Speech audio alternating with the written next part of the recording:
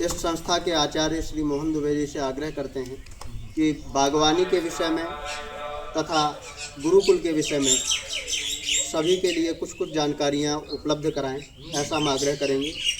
आचार्य श्री मोहन दुबे जी। नमस्कार।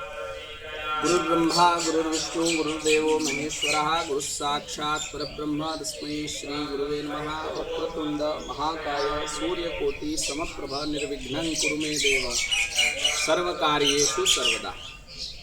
नमः सभाभ्यः सभापतिभ्यश्च नमो नमः। जैसा कि आज दिनांक 9 अप्रैल 2025 दिन बुधवार, गणेश जी का दिन है और गणेश जी को माना जाता है हर चीज़ की शुरुआत के लिए पहले उन्हीं का स्मरण किया जाता है। आज पूर्ण पोषणम फाउंडेशन जो है उसने एक बहुत ही नया और यूनिक काम जो है आरंभ किया है। वो ये कि गुरुकुल को वर्तमान समाज में जिस दृष्टिकोण से देखा जाता है वो ये कि हाँ भाई गुरुकुल है, बच्चे रहते हैं और पढ़ाई कर रहे हैं, लेकिन गुरुकुल के एक बहुत ही महत्वपूर्ण और अपरिचित पहलू को पूर्ण पोषणम फाउंडेशन के सदस्यों ने समाज के सामने लाने का प्रयास किया है। और हम लोग से ये अपेक्षा रखते हैं, ये कामना करते हैं कि ये पहलू समाज को एक बहुत अच्छी शिक्षा प्रदान करेगा। ठीक उसी तरह जैसे कि गुरुकुल अपनी शिक्षण प्रणाली के माध्यम से गुरुकुल में पढ़ने वाले बटुकों को प्रदान करता है, और वो पहलू है पर्यावरण संरक्षण, जिसको हम लोग बागवानी विथ गुरुकुल के रूप में ऑर्गेनाइज किए हैं पूर्ण पोषणम फाउंडेशन के माध्यम से। जिस दौरान हमको आज डॉक्टर कनिष्का सिंह जी का साथ प्राप्त हुआ, आचार्य शिवम जी का जो है हम लोगों को साथ प्राप्त हुआ, और जाहिर सी बात है कि गुरुकुल के रूप में हम लोग तो समाज के साथ हैं। तो आज हम लोगों ने जाना पूर्ण पोषणम फाउंडेशन के माध्यम से कि गुरुकुल के बटुक बागवानी के रूप में किस प्रकार अपने जीवन में शिक्षा के सूत्रों को प्राप्त करने के दौरान बागवानी के माध्यम से, पर्यावरण संरक्षण के माध्यम से, कृषि के माध्यम से कैसे ज्ञान प्राप्त करते हैं, उसका एक छोटा सा वाकया हम बताना चाहेंगे। जैसा कि हम लोग जब बागवानी का जो एक शत्रु, हर चीज़ का एक दो पहलू होता है, शत्रु मित्र, दिन रात, अंधकार प्रकाश। तो जब बागवानी आप करते हैं, इट मीन्स कि आप एक सुयोग्य बीज का चयन करते हैं और उसको धरती के साथ संसर्ग करते हैं और एक अच्छे फल पुष्प पत्र की कामना करते हैं, और उसके लिए आप प्रयासरत होते हैं। तो ये प्रक्रिया संसार के हर पहलू में, ठीक उसी तरह जैसे माता पिता अपने बच्चों को बड़ा करते हैं और हर उस अवयव को बच्चे से दूर रखते हैं जिससे कि उस बच्चे के विकास की यात्रा सकारात्मक हो, न कि नकारात्मक। तो बागवानी भी हमको एक तरीके से ये सिखाती है कि हम अच्छे बीज का चयन बस कर लें, उसमें खाद पानी बस डाल दें, इससे आपका पौधा अच्छा नहीं हो सकता है। उसके अगल बगल जो नकारात्मक अवयव हैं, जिसे हम खरपतवार कहते हैं, जो आज हम लोगों ने पूर्ण पोषणम फाउंडेशन के साथ हटाया ताकि हमारे वृक्षों को, हमारे पत्रों को, पुष्पों को, फलों को पूर्ण पोषण मिल सके, है ना। तो उस चीज़ को जो है हम लोगों ने ध्यान दिया। तो बागवानी के माध्यम से हम जीवन के हर शिक्षा को प्राप्त करते हैं। जैसा कि संस्कृत वाङ्मय में हमारे आचार्य कहते हैं कि कोई भी विद्या हो, कोई भी, चाहे आप पत्थर तोड़ रहे हो, चाहे आप घर बना रहे हो, चाहे आप गाड़ी चला रहे हो, या आप शास्त्रों का अध्ययन ही क्यों ना कर रहे हो, आप कोई भी विद्या को अगर आप अच्छे से गंभीरता से सीखते हैं तो वह एकमात्र अकेली प्रतिभा, अकेला ज्ञान, अकेली विद्या, अकेला शास्त्र, अकेला विषय आपको संसार से संबंधित समस्त प्रकार का ज्ञान प्रदान कर सकता है, अगर वह आप अच्छे गुरु की सन्निधि में बैठ करके प्राप्त करते हैं। तो उसी प्रकार आज हम लोगों ने बागवानी की, और वो भी विद गुरुकुल, यानी कि गुरुकुल के बटुकों के साथ, आप सभी के साथ। तो हम सभी अपेक्षा करते हैं कि पूर्ण पोषणम फाउंडेशन इसी प्रकार के नए नए कार्य हमारे समाज के लिए करता रहेगा, और हम सभी गुरुकुलवासी पूर्ण पोषणम फाउंडेशन के वर्तमान उपस्थित सदस्यों को और बैकडोर में जो सदस्य हैं जिन्होंने इस पूरे कार्यक्रम को डिज़ाइन किया, उन सभी का हृदय से बहुत बहुत धन्यवाद और आभार व्यक्त करते हैं। नमस्कार, हरिओम। धन्यवाद आचार्य श्री। वैसे आपने बहुत ही अच्छे से गुरुकुल और खेती या बागवानी इसके विषय में आपने बड़े ही सरल शब्दों में समझाया, और मुझे लगता है इन गुरुकुल के बटकों को भी ये चीज़ बहुत अच्छे ही ढंग से समझ आई होगी कि अपने अगल बगल में खरपतवार नहीं उगने देना है। सबसे ज़्यादा जो आप कितनी भी अच्छी खाद डाल दें, आप कितना भी अच्छा बीज ला करके ज़मीन में लगा दें, पर अगर उसके अगल बगल में खरपतवार है तो वो पौधा ही रह जाएगा या वो नष्ट हो जाएगा। वो एक वृक्ष का या एक बड़े पौधे का स्वरूप नहीं ले पाएगा, फल नहीं दे पाएगा। और इसी क्रम में हम श्री डॉक्टर कनिष्का सिंह जी से भी आग्रह करेंगे कि वो भी इस विषय में अपने वक्तव्य हम सबके समक्ष प्रस्तुत करें, और गुरुकुल के बच्चों के लिए कुछ निर्देशन या उनके लिए कुछ आवश्यक बातें अगर उनके विचार में हो तो वो प्रस्तुत करें। डॉक्टर कनिष्का सिंह। मैं सर्वप्रथम आज राजेश्वरी पाठशाला के संस्थापिका और आचार्य जी जो हैं उनका तहे दिल से धन्यवाद देना चाहूँगी, क्योंकि आज के समाज में जहाँ हर कोई modern education, modern schooling system को प्रमोट करता है, उसको चलाने की कोशिश करता है, वहाँ आचार्य जी का और माता जी का बहुत बड़ा योगदान है कि वो बहुत जितने भी संसाधन हैं उनके पास, उसमें वो एक अच्छा कार्य शुरू कर चुके हैं और बहुत अच्छे से चला रहे हैं। जहाँ पे लोग आज अपने बच्चों को स्कूलों में, पब्लिक स्कूलों में हायर एजुकेशन के माइंडसेट से भेजते हैं कि हमारा बच्चा वहाँ अच्छा करेगा।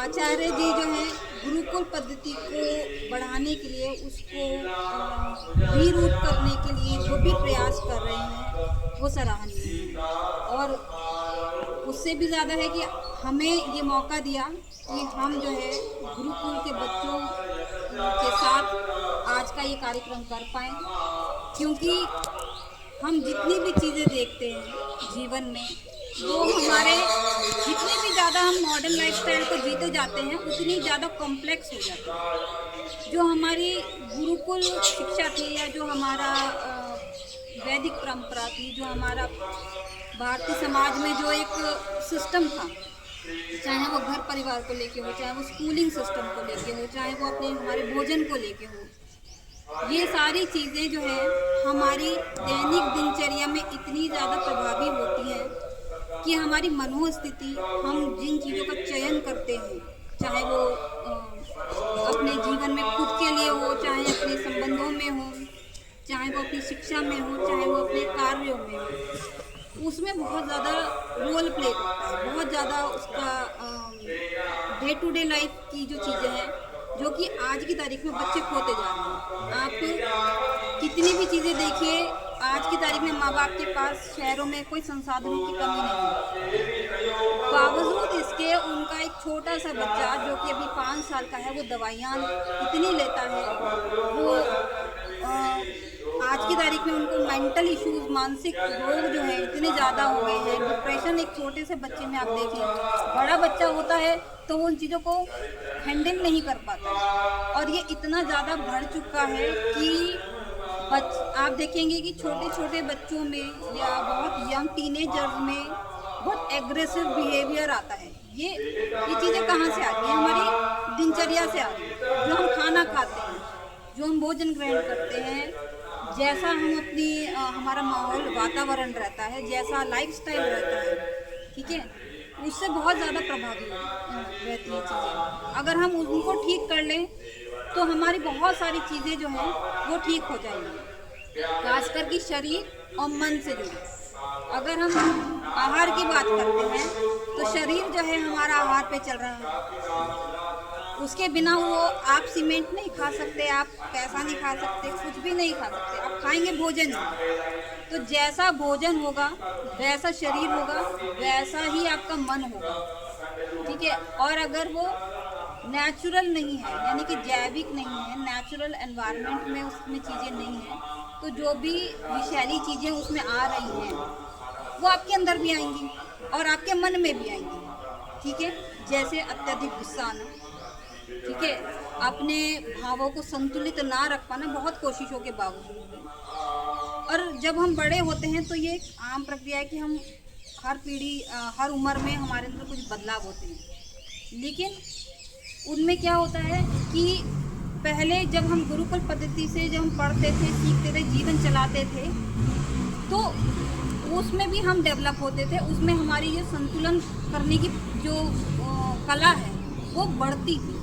आज की तारीख में ये चीज़ें इतनी ज़्यादा डिफ़िकल्ट हो गई हैं कि बाहर से भी अगर आप किसी साइकोलॉजिस्ट, साइकेट्रिस्ट या इवन माता पिता की भी बात करें तो भी वो संतुलित नहीं हो पा रही। इतने सारे लोग जो बाहर से आपको सपोर्ट दे रहे हैं, उसके बावजूद भी लोगों का जीवन, बच्चों का जीवन संतुलित नहीं हो पा रहा। मॉडर्न एजुकेशन देने के बावजूद भी वो साइंस में कमज़ोर है, ठीक है। वो अपनी बेसिक चीज़ों को नहीं कर पा रहे, एडवांस चीज़ें तो आप उनसे उम्मीद नहीं कर सकते। तो इस वजह से, क्योंकि ये सारी चीज़ें भोजन से जुड़ी हैं, इसीलिए आज हमने ये कार्यक्रम रखा जिसमें कि बच्चों को ये पता होना चाहिए कि जो हमारी बागवानी हो, जो घरों में कर सकते हैं या जो हम खेतों में करते हैं बड़े स्तर पे, उनसे हमें मिलता क्या है, हमें करना क्यों चाहिए, क्यों वो जैविक होनी चाहिए, उसका प्रभाव हमारे पर्यावरण पे क्या है, हमारे शरीर पे क्या है, हमारे मन पे क्या है। लंबे समय में वो प्रभाव दिखता है, एकदम नहीं दिखता, लेकिन जब वो प्रभाव दिखता है और वो अगर ख़राब है तो उसको कंट्रोल करना, मैनेज करना बहुत मुश्किल हो जाता है।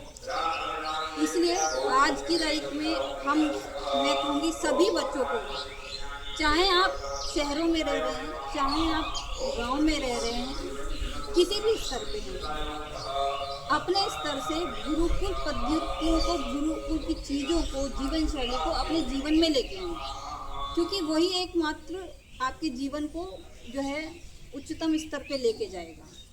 बाकी कोई चीज़ जो है दिखने में बहुत फैंसी हो सकती है, अच्छी लग सकती है, लेकिन वो आपको कहीं पहुंचाएगी नहीं, वो घुमाती रहेगी और एक समय बाद आप थक जाएंगे जीवन में। तो गुरुकुल पद्धति से बहुत सारी चीज़ें जो हैं आप अपने जीवन में लेके आ सकते हैं।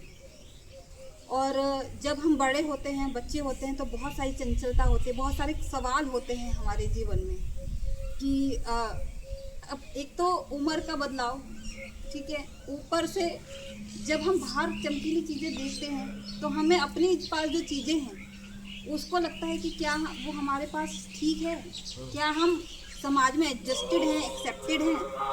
तो यहाँ पे मैं जितने भी गुरुकुल के बच्चे हैं उनको कहना चाहूँगी कि आप जो कर रहे हैं वो बहुत ज़्यादा अच्छा है, बहुत ज़्यादा अच्छा उस चीज़ में है कि वो लंबे समय में बहुत अच्छा है। हो सकता है आपको अभी ऐसा लगे कि यार हम उतनी चीज़ें नहीं कर पा रहे जो स्कूल के बच्चे करते हैं या मॉडर्न सिटी के बच्चे करते हैं, लेकिन आपके पास जो चीज़ें हैं, जो स्ट्रेंथ है, वो उनके पास उनके जीवन को कमज़ोर बनाती है, कहीं ना कहीं उनके मन को कमज़ोर बनाती है, उनकी जो शिक्षा है उसको कहीं ना कहीं कमज़ोर बना रही है, भले चाहे उनके पास बहुत सारी अच्छी चीज़ें हैं। और आप, क्योंकि हमारी जितनी भी शास्त्र हैं वो इतने ज़्यादा साइंटिफिक है, इतने ज़्यादा एडवांस साइंस है उसमें कि एक आम व्यक्ति के लिए समझना बहुत मुश्किल होता है। उसके लिए एक ऐसा दिमाग चाहिए, ऐसा चित्त चाहिए जो कि इतनी एडवांस साइंसेस को समझ सके, ठीक है। जितने भी आप देखेंगे नासा के या अदर हायर साइंस के जो एक्सपेरिमेंट्स होते हैं वो हमारे कहाँ से निकलते हैं, वो सारे शास्त्रों से ही इंस्पायर्ड होते हैं। तो आप गुरुकुल में रह के भी आप एडवांस साइंसेस को या एडवांस लाइफस्टाइल को आराम से जी सकते हैं। दूसरी चीज़ कि गुरुकुल में सबसे अच्छा चीज़ आपको मिलता है साफ वातावरण में रहना। शहरों में आज की तारीख में उतना साफ वातावरण नहीं है, तो शरीर अगर आपका साथ रहेगा तो आप सब कुछ कर सकते हैं।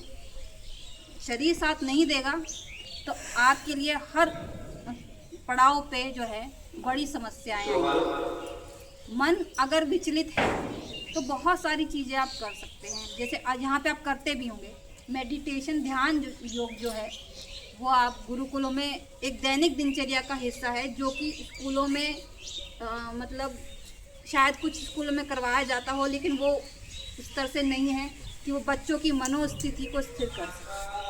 ठीक है, खाली आँख बंद करके बैठना नहीं होता, लेकिन गुरुकुलों में ये सब चीज़ें आपको सिखाई जाती हैं। आप बहुत छोटे से होते हैं तब से ये आपकी जीवन शैली बन जाती है, तो ये आपको बहुत ज़्यादा आगे लेके जाएगी। एक साफ वातावरण में जीवन यापन करना, जैविक चीज़ों का ही ग्रहण करना आपकी मनोस्थिति को स्थिर करेगा, जिससे कि आप जीवन में जो चाहें वो पा सकें। ठीक है, आप हायर एजुकेशन ले सकते हैं आराम से, और शायद और बच्चों से बेहतर, बट यह है कि वो आपकी भी क्षमता पे निर्भर करता है। आप चाहें जो कुछ हासिल कर सकते हैं अगर इस गुरुकुल पद्धति से आप जो है कॉम्बिनेशन बनाए, मॉडर्न साइंस और लाइफस्टाइल का एक कॉम्बिनेशन बना के भी आप उसको जी सकते हैं बहुत अच्छे से। तो मैं सभी बच्चों का भी धन्यवाद करूंगी कि वो उनके अंदर इतना करेज है, जहाँ पे विचलित हो जाते हैं हम लोग, तो सब बड़े बच्चे जो हैं भटक जाते हैं कि नहीं वो चीज़ अच्छी है हमें वैसी करनी है। आप लोगों के अंदर बहुत करेज है, बहुत मजबूत है आपके मन की, आपने गुरुकुल पद्धति में आने का निर्णय लिया और यहाँ पे पढ़ने का निर्णय लिया, यहाँ पे आप इतना सब कुछ करते हैं। तो मैं बच्चों का भी बहुत बड़ा थैंक यू कहूँगी कि क्योंकि यही हमारा भविष्य है। अगर ये नहीं होगा तो हम लोगों के लिए बहुत मुश्किल हो जाएगा आगे गुरुकुल पद्धतियों को आगे बढ़ाना। इसी के साथ मैं विराम देती हूँ अपनी वाणी को। धन्यवाद। धन्यवाद डॉक्टर कनिष्का जी, आपने कुछ बातें बहुत अच्छी करी, बहुत ही अच्छी कही। जैसे कि आपने बताया कि मॉडर्न एजुकेशन और गुरुकुल एजुकेशन में अंतर क्या है। मॉडर्न एजुकेशन में आपको सुविधाएं बहुत हैं, आपको कंप्यूटर रख दिया जाएगा छोटे से, मोबाइल आजकल जैसे कि कोरोना के बाद से ऑनलाइन क्लासेस की सुविधा हो गई है, घर बैठे क्लासेस की सुविधा हो गई है। ये सब चीज़ें हैं, पर इनके सबके साइड इफ़ेक्ट हैं। पर गुरुकुल की जो पद्धति है उसके साइड इफ़ेक्ट नहीं है, उसके सिर्फ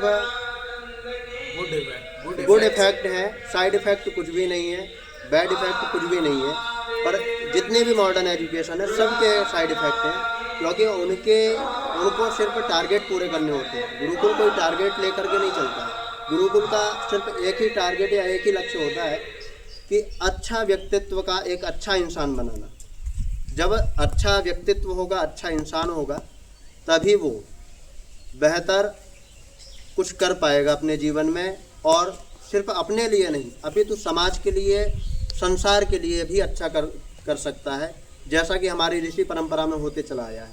इसी के साथ हम आप सभी का धन्यवाद करते हैं। हम धन्यवाद करते हैं श्री राजराजेश्वरी वेद विद्यालय संस्था का, जो हमारे साथ हमारी सहयोगी संस्था है, और आचार्य श्री का हम धन्यवाद करते हैं, माता जी का धन्यवाद करते हैं। डॉक्टर कनिष्का सिंह जी दिल्ली से यहाँ पर आई हैं, उनका भी हम धन्यवाद करते हैं। और आप सभी वैदिक छात्रों का, वैदिक बच्चों का भी हम धन्यवाद करते हैं कि आप सभी ने इतना बागवानी में मेहनत किया और हम लोग के साथ पुनः बागवानी करी।